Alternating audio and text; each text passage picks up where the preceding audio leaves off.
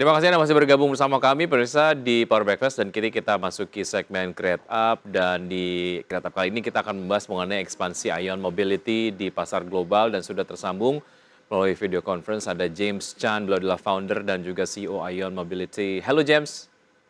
Halo, selamat pagi. Nama Selamat saya pagi. James. How are you? Thank you very much sudah. for joining. So this is your second time joining the program, I believe. That's right. Thanks Thank for you. having me back. Yeah. Thank you for rejoining the program then.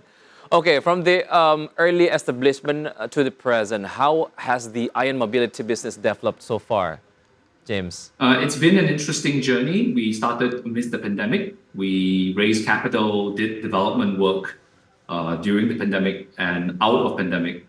It's been 1+ years since we have launched the brand in Indonesia.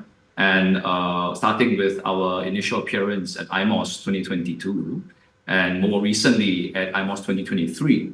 And we are in the final stages of getting our bike ready, the M1S, ready for deliveries to our pre-order customers. And 2024 is the year. We have completed homologation.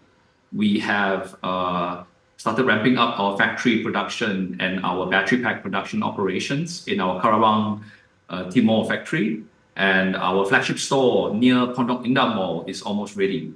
So this year is a really big year for us as we look to make good on our promises to our investors and our customers. Yeah, so I believe things running really well so far for Ion Mobility. So what does Ion Mobility's current profitability look like?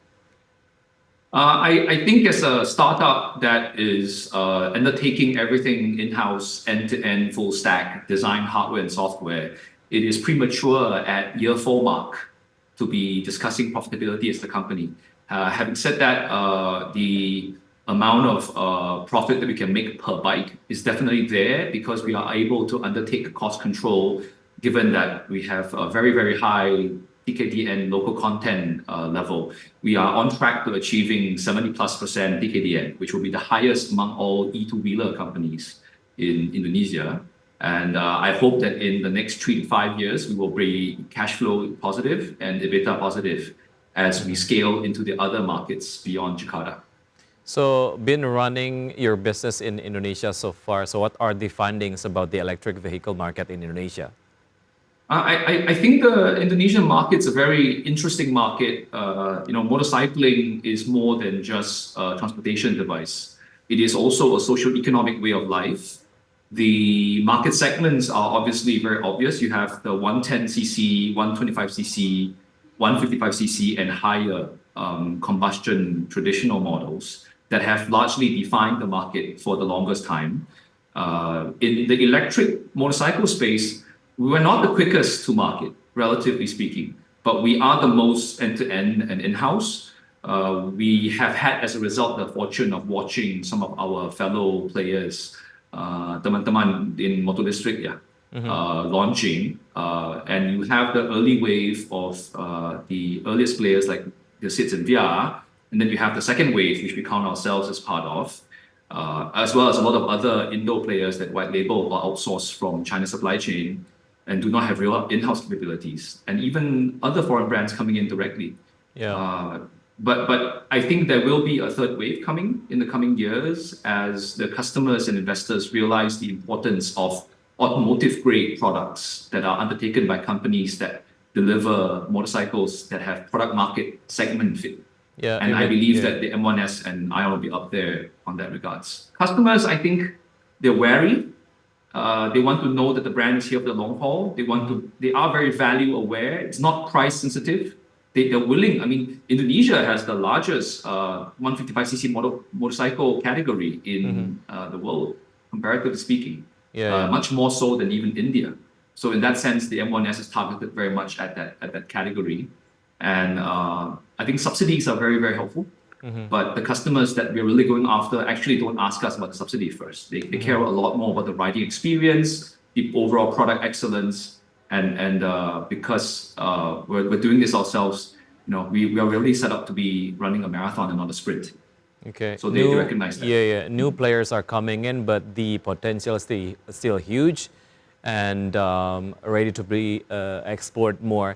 So Yes. right now we're taking a break. We're going to continue the talking after the break and talking about the end-to-end business or model business. How does that actually benefiting you as the one of the player in electric vehicle in Indonesia? So we're going to talk about that later on. Dan pemirsa, tetap Looking bersama forward kami to. saja. Kami akan segera kembali. Terima kasih Anda masih bergabung bersama kami, pemirsa, dan saya masih berbincang bersama James Chan, founder and CEO of Ion Mobility. So talking about the thing that we've talked before the break about the end-to-end model business, how far this actually will be benefited for you as business player, because when we talk about electric vehicle in customer point of view, they're going to talk about they're going to ask or they have the concern about the battery longevity, the spare parts and everything. So how does this actually the end-to-end business model will be benefiting for you and of course the customer? At Ion Mobility, we firmly believe in taking accountability of the outcomes. Yeah? And the only way to do that is if you don't get controlled by the supply chain, but you are able to command and control the supply chain with your own custom designs. That is why we have undertaken a more difficult and slower strategy for the long haul by having our own in-house capabilities. Semuanya sendiri, design, hardware, software, production. And by doing this, we believe that we can then be in a position to own the outcomes. Our motorbike vehicle, it has our own assembled battery pack. We are homologated the pack to automotive standards. And we are having among the longest, highest warranty program in place, starting at 5 years, in order to reassure customers as a new brand. The technology that has been under the design and engineering and technology that's gone in, working closely with our Indonesian and other members in the team across our 4 offices, puts us in a good position to more properly deliver the quality and the longevity that stands for the brand promise that we want to live up to. All right. So talking about the products that had been promoted by Ion Mobility, few products had been promoted, and I believe that your new product will be launched in the near future in 2024. So one of the questions that will be asked by the people that are watching right now is it will be connected to government subsidy. I have to always caveat as a businessman entrepreneur that it's foolish to build a business for subsidies. But having said that, the subsidies is very appreciated. Yes, we will qualify for subsidy because we have the highest TKDN in town. As I said earlier, we have 70+%. We are just awaiting the paperwork for that in order to begin deliveries. And looking forward to setting new heights in TKDN and localization with the support of our Indonesian supply chain. Sure. So talking about the electric vehicle ecosystem in Indonesia, we also have to talk about the support of regulatory support in Indonesia.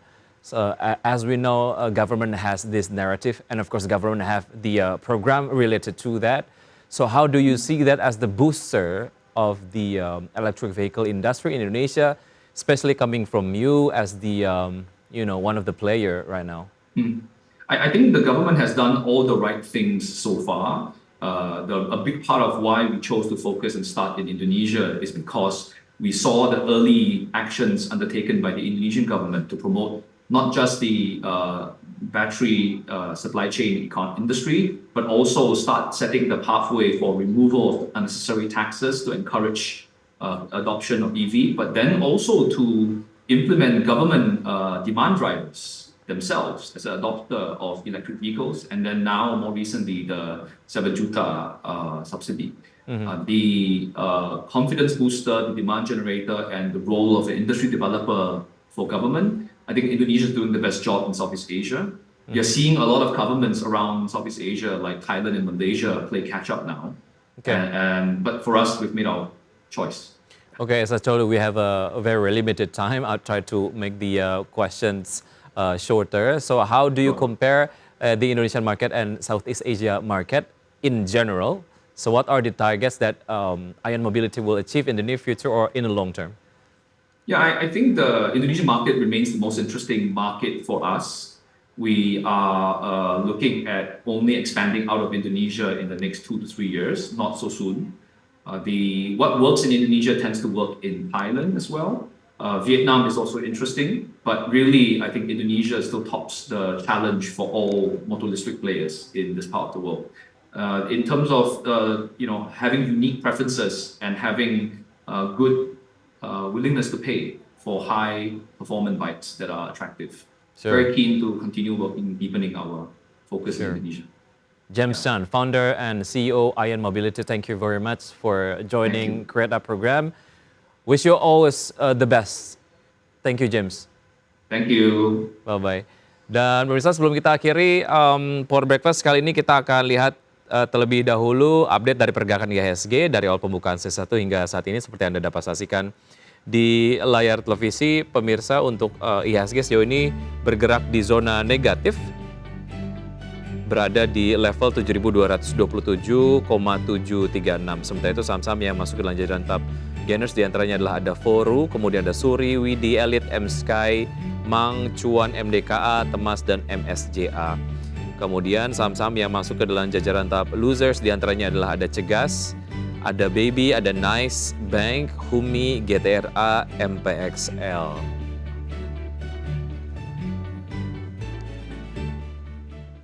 Dan pemirsa, sudah 90 menit kami menemani Anda dalam Power Breakfast dan semoga pembahasan hari ini dapat menjadi referensi dan sumber informasi untuk Anda. Tetap berbarui informasi Anda hanya di IDX Channel, Your Trustworthy and Comprehensive Investment Reference. Saya Wiki Adrian, mewakili rekan Prisa Sombadatu dan juga rekan-rekan yang bertugas undur diri. Terima kasih, sampai jumpa.